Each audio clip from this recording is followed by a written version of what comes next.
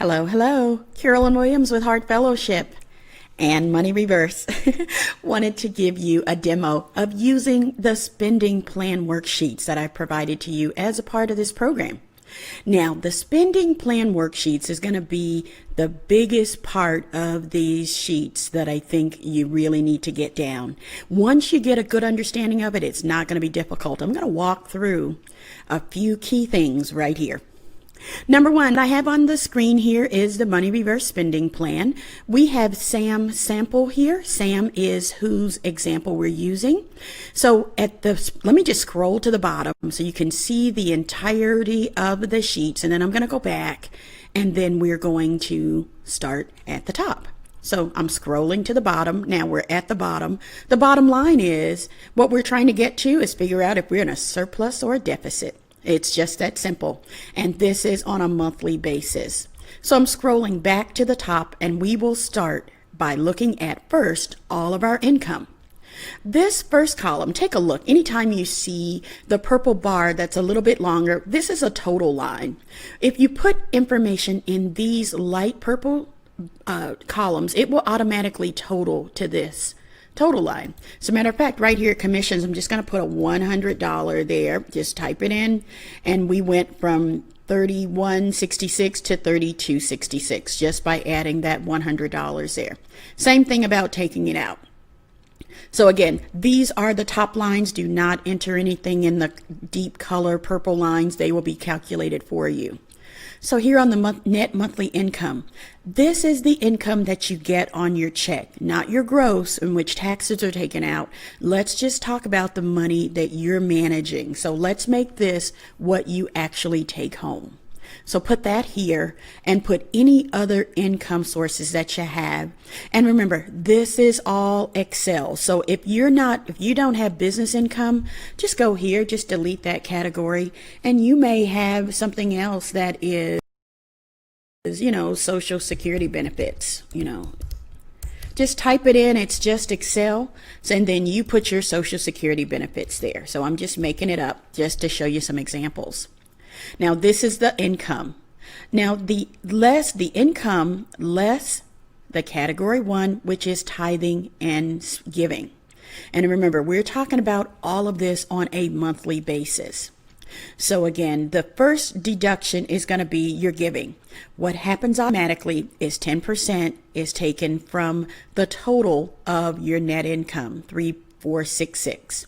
Now, the one thing about tracking your spending is it needs to be completely truthful. It needs to be what really happens. So this is just an automatic calculation in case you need it. If you have any other giving that you're doing, you can do that here. And there's even a couple of blank lines.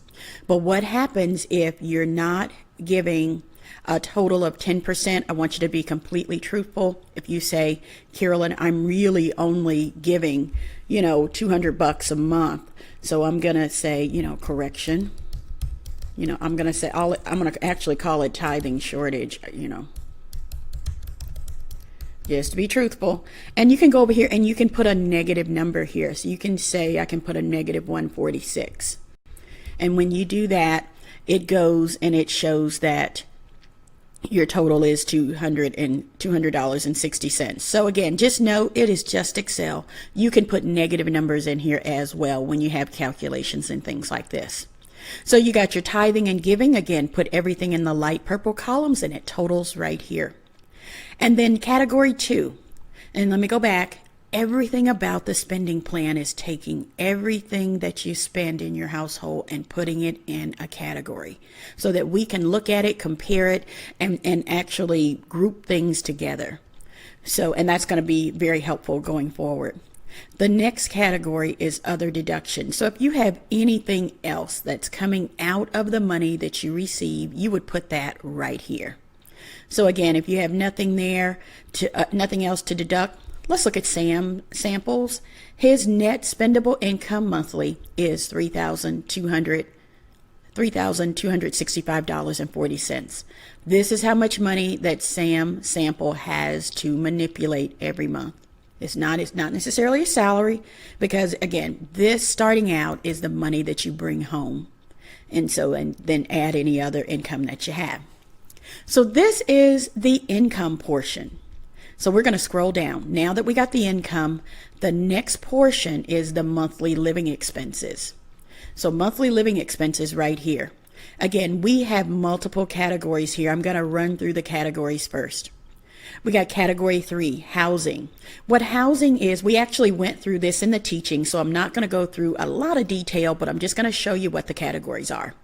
Housing, right there, category 3, food, transportation, insurance, debts, entertainment, clothing, saving, medical, and miscellaneous. We also have investments, school, and childcare. Now remember, this is all just Excel. If you have a category that you have spending that doesn't fit in any of these categories, let's just find one that you're not using. If you don't have any insurance costs coming out of the money that you bring home, then you don't need this insurance category. If it all comes out of your paycheck before you get it, again, this is what comes out of the money that you bring home. Then this insurance category, you can change this to, some other spending that you have. We can say, some other spending. I'm just going to make it up and say some other spending. Don't do that. Again, it is just Excel. You can change it to fit you. This should be your sheet. And then you can change any of these to fit whatever you want them to be. It is just Excel. So what you do in this monthly living expenses, again, put everything in the light lavender columns. You can do everything here. Again, we're talking about a monthly basis. It totals in this line of the category name. So again, put your rent, mortgage, you have one or the other, insurance on the house, everything associated with the house is going to go right here. What I also do is I put cable TV, high-speed internet. If it's associated with the house, it needs to go here. So I actually have phone here too, because I and most people don't have a wired line at home. So I got one telephone. It's my home phone and my personal phone. So I put it as a part of the house expenses. You can categorize it whichever way you want. So you do that for all of the expenses.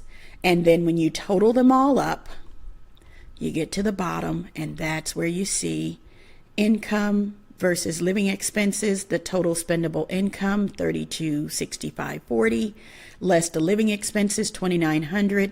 Sam Sample has a surplus, $365.40. Woohoo!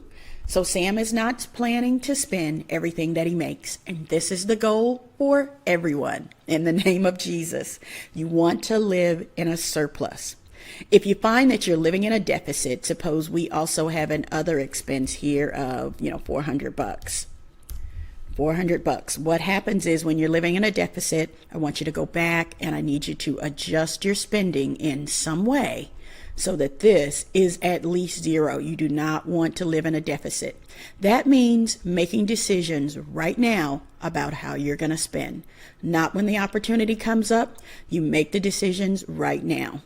So what you may say is, I'm going to, change my, typically you go to your play money, or I go to my, laundry, dry cleaning, or something like that, hair and nails, what have you. But make a conscious effort that you're not going to spend some total amount so that you can get down to where you're not in a deficit.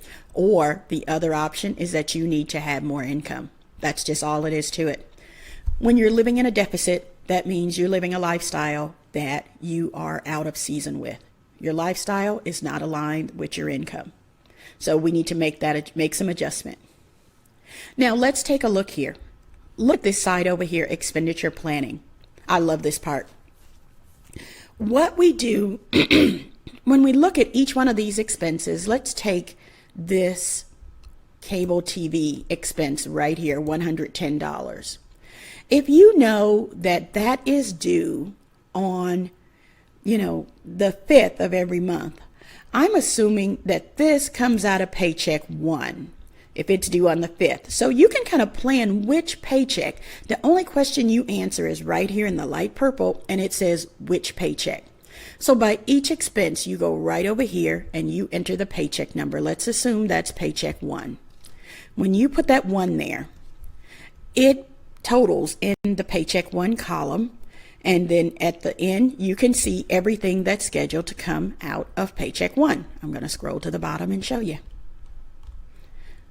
So this is kind of how you can plan what is going to be paid out of each paycheck. Now, the assumption here is that someone is getting paid once a week, so there's 5 paycheck opportunities here. If you get paid twice a month, the easy thing to do is to go over here and just hide the columns that you don't need. Let's just hide columns, 3, 4, and 5. And I'm just going to do a hide. Again, this is Excel. So then I only have paycheck 1 and 2. Now, of course, because we have some 3s and 5s, we're out of balance. So I'm going to, just unhide these again, just so we can see it all.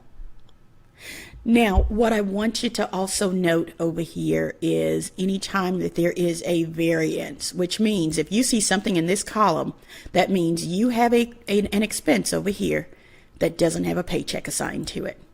So when you see this, these are the ones that don't have a paycheck. So we need to say, let's assume this is paycheck 3. And notice how that variance goes away. So this is a very powerful tool. I love this. And that way you can kind of get each paycheck. Again, it's all about planning, knowing what's going to happen ahead of time. So again, this is going to be the crux of setting your spending plan up. I just did a quick demo to show you how it works.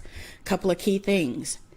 Every spend goes in a category. If it doesn't fit in one of these categories, let's just find a category you're not using and change it to be a category that fits you.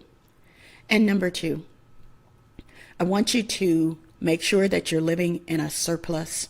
You're living in a surplus, not a deficit. Make adjustments here in your plan to make sure that you're not in a deficit. And then the third one, let's just balance out which paycheck it goes in.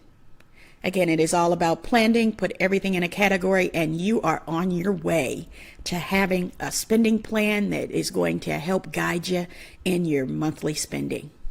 If you have any questions, just post them here in the chat, and I will get back with you as quick as I can. Again, Carolyn Williams with Heart Fellowship. Thanks.